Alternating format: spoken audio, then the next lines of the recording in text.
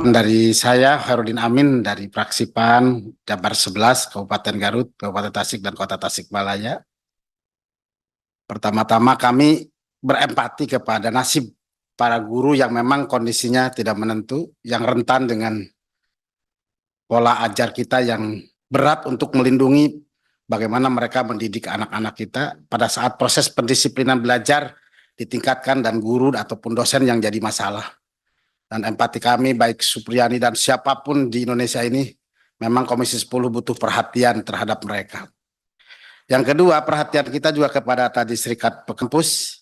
Tentu kita speechless lah, berharap banyak penelitian segini-segini, nasib guru kita juga begini, gimana ya harapan kita tuh. Jadi tentu Ibu tidak harus berpolitik, tapi ini ruang politik, Bu. Ini ruang politik pendidikan di Komisi 10 dan Komisi 10 dituntut untuk berpihak pada Serikat Pekerja Kampus itu. Kalau tidak berpihak artinya kami orang yang tidak punya peran dan memahami konstitusi, bagaimana state negeri ini di Undang-Undang Dasar 45 adalah mencerdaskan kehidupan bangsa adalah bagian dari yang Ibu punya. Tetapi kecerdasan itu sangat terbatas karena tadi yang saya gambarkan mungkin Ibu itu bebek yang dilumpuhkan. Jadi bukan hanya tidak bisa berjalan, tapi memang ada ruang yang merusak sistemnya. Nah itulah yang butuh diurai. Dan saya yakin bukan di forum ini, tapi butuh bertahap. Dan inilah kegetiran kami dalam respon apa yang Ibu-Ibu sampaikan tadi. Yang kedua ingin kami sampaikan bahwa Bung Karno di 1958 sudah mencanangkan nuklir, tapi bukan nuklir pembunuh massal. Bukan untuk menciptakan senjata pembunuh massal, tapi nuklir yang bisa memajukan sebuah peradaban di negeri ini. Sebagai bentuk bagaimana mercusuarnya sebuah ilmu pengetahuan, tingginya teknologi, bisa membangun dan menyatakan bahwa Indonesia negara merdeka dan berdaulat, dan daulat itu berimpact pada kesejahteraan dan kemajuan rakyatnya. Yang hari ini kita memang sedang tarik napas dalam-dalam ya Ibu. Jadi itu dalam angan, mudah-mudahan besok hari sebuah kenyataan dengan kepemimpinan Prabowo Gibran ke depan. Ibu, Bapak yang saya hormati, tentu di penelitian ini adalah research dan pengembangan ini adalah elan vital sebuah peradaban. Tidak mungkin kita menjadi negara yang punya peradaban tinggi kalau toolnya kita batasi. Kalau toolsnya tidak kita gunakan. Saya ingin contohkan begini. Kenapa kita di dunia ekonomi pertanian, kenapa kita kesusahan pupuk ya? Kenapa kita sampai ribut urusan pupuk rakyat kita pada saat puncak musim tanam?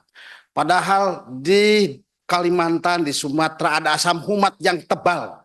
Sebelum digali mencapai yang mereka mau ada penggalian sumber daya alam, baik mengambil isinya boksit dan yang lain, itu ada humusnya, yang itu adalah harus diolah menjadi pupuk kita. Kenapa kita harus kesusahan pupuk?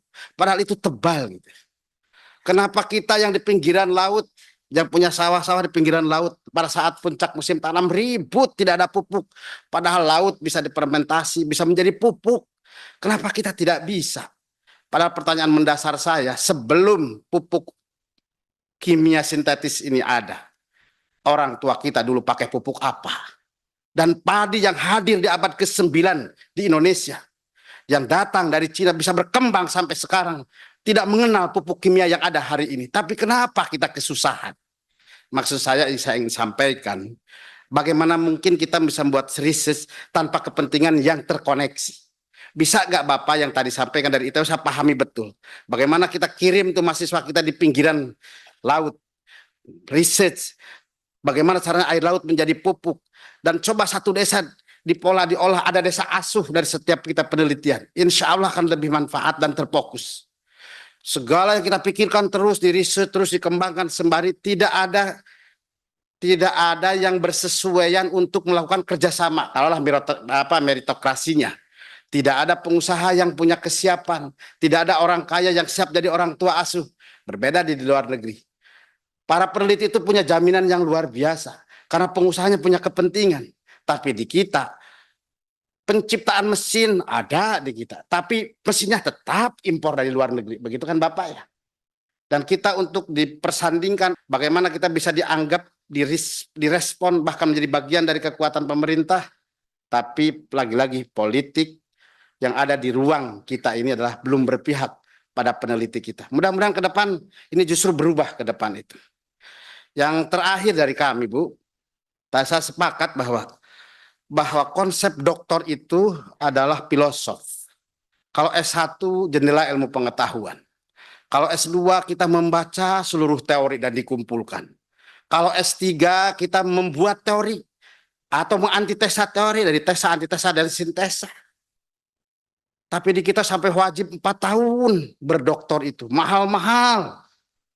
Dan tetap pelajaran tetap satu yang diambilnya. Kenapa enggak dari awal? Padahal kita namanya doktor itu guru. Dokter Ranos calon guru. PhD, Philosophy of Structure. Padahal kalau kita mau S3, kenapa orang enggak membuat filsafat aja? Lebih simple, lebih singkat. Nah, kalau ada kata Bapak, oh ini karena undang-undangnya, ajukan Pak, Bu. Bahwa pendidikan kita terlalu lama. Biaya mahal, urusan kerja juga susah. Ajukan sama Sivitas Academicus. Dan tentu kita di sini harus berjuang bagaimana pendidikan kita itu cepat, layak, berkualitas. Terima kasih. Assalamualaikum warahmatullahi wabarakatuh.